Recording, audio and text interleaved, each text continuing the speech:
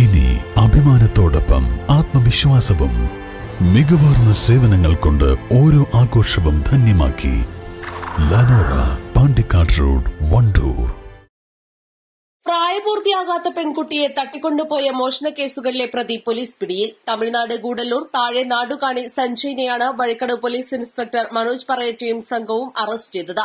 പെൺകുട്ടിയെ കാണാനില്ലെന്ന വീട്ടുകാരുടെ പരാതിയിൽ വഴിക്കടവ് പോലീസ് നടത്തിയ അന്വേഷണത്തിലാണ് എടവണ്ണ പോലീസിന്റെ സഹായത്തോടെ ഇയാളെ പിടികൂടിയത്.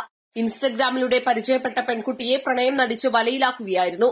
ശനിയാഴ്ച വൈകിട്ട് ബൈക്കുമായി പെൺകുട്ടിയുടെ അടുത്തെത്തിയ ഇയാൾ മോഹന വാഗ്ദാനങ്ങൾ നൽകുകയും പീഡിപ്പിക്കണമെന്ന ഉദ്ദേശത്തോടെ ബൈക്കിൽ കയറ്റി പ്രതിയുടെ സുഹൃത്ത് താമസിക്കുന്ന എടവണ്ണയിലുള്ള ആളൊഴിഞ്ഞ സ്ഥലത്ത് എത്തിക്കുകയായിരുന്നു.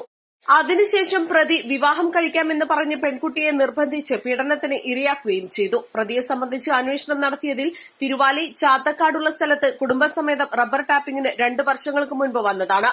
പിന്നീട് ഗൂഡല്ലൂരിൽ അന്വേഷണം നടത്തിയതിൽ 2 മോഷണക്കേസിൽ പ്രതിയായിരുന്നുവെന്നും പോലീസ് പറഞ്ഞു. പ്രതിയെ മഞ്ചേരി പോക്സോ കോടതിയിൽ ഹാജരാക്കി.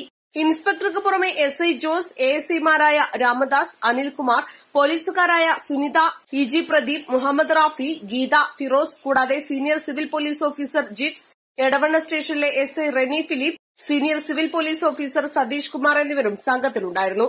East live, Edakkara.